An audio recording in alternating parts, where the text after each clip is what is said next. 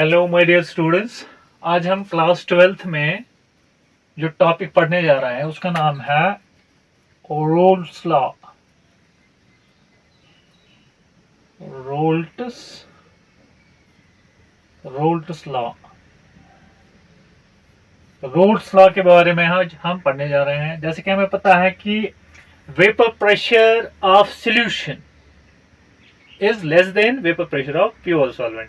यानी अगर हम एक प्योर सॉल्वेंट लेंगे, ठीक, उसका वेपर प्रेशर जो होगा वो ज्यादा होगा। और उसी सॉल्वेंट की अगर हम सॉल्यूशन बनाएंगे, जब हम इसमें नॉन वोलेटाइल सॉल्यूट डालेंगे, यानी और हम बोलेंगे कि vapour pressure of solution vapour pressure of solution is less than vapour pressure of pure solvent.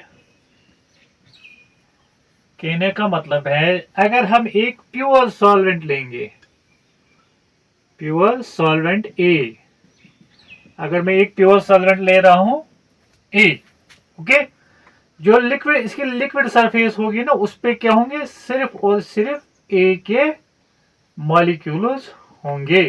ठीक, एक प्योर सॉल्वेंट में ले रहा हूं ए, यहां पे जो इसका वेपर प्रेशर हम दिखाएंगे ना, vapour pressure of pure solvent, that will be P naught A. P naught ए क्या है, vapour pressure of pure solvent. अब अगर मैं ये सेम सॉल्वेंट ले रहा हूं, यानी सॉल्वेंट ए, उसमें मैं डाल रहा हूं non volatile solute, let it be B. यानी अब मैं क्या ले रहा हूं, यही सॉल्वेंट, प्योर सॉल्वेंट में ले रहा हूं ए, इसमें क्या मैं डाल रहा हूं, नॉन वोलेटाइल सॉल्यूट बी। ठीक, अब ये जो लिक्विड सरफेस होगी उस पर क्या होगा, सिर्फ खाली ए नहीं होगा,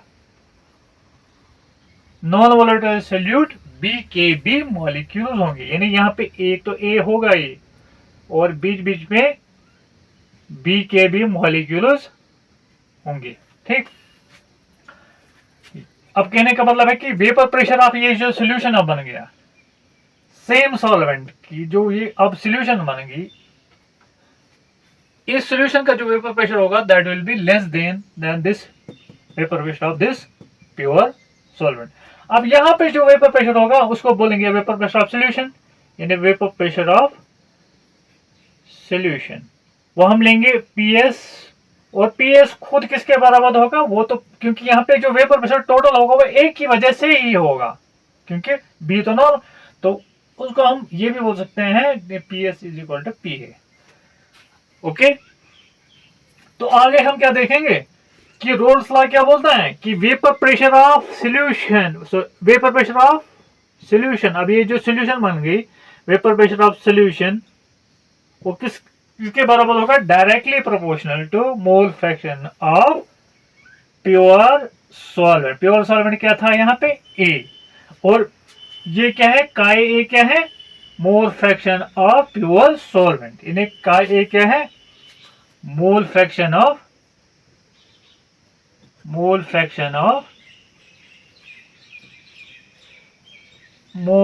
फ्रैक्शन किसका, of pure solvent A.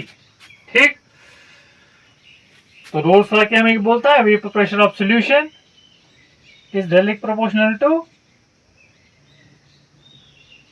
Vapour pressure of solution is directly proportional to mole fraction of pure solvent. Pure solvent कौन है यहाँ पे, ए।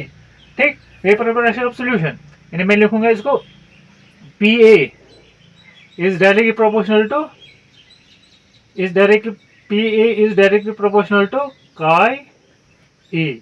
मैं लिखूंगा यहाँ पे P A is equal to K chi A, भाई K is equal to P naught, यानी मैं लिखूंगा P A is equal to P naught A chi A. ठीक, क्योंकि के जो है, K is equal to P naught A. Okay, अब हम आगे इसमें आगे क्या मैं लिखने जा रहा हूं इसमें, तो अल्टीमेटली हम कहां पहुंचे कि P P A is equal to P naught A chi A. जैसे कि हमें पता है mole fraction of all the components है काई ए। अब यहाँ पे कौन कौन कंपोनेंट है, A and B. Mole fraction of A plus mole fraction of B is equal to 1। यहाँ पे मैं निकालूंगा mole fraction of A, mole fraction of A is equal to 1 minus chi B. ये मैं इसमें लगा रहा हूँ, यानी P A is equal to P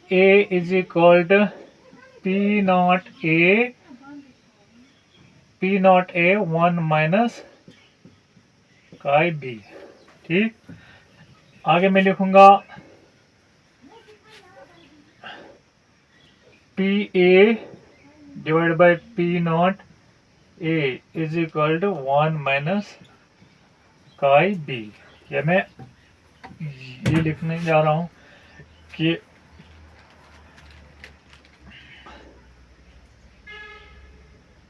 P naught A minus P A divide by P naught A is equal to chi B.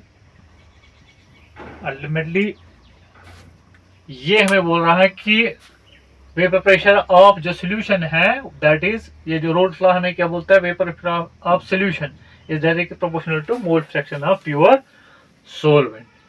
ठीक, यानी pure solvent जो होगा उसका वेपर प्रेशर ज्यादा होगा। अगर हम इसी प्योर सॉल्वेंट में से नॉन वोलेटाइल सॉल्यूट डालेंगे तो बाद में जो सोल्यूशन बनेगी उसका वेपर प्रेशर होगा कम देन प्योर सॉल्वेंट।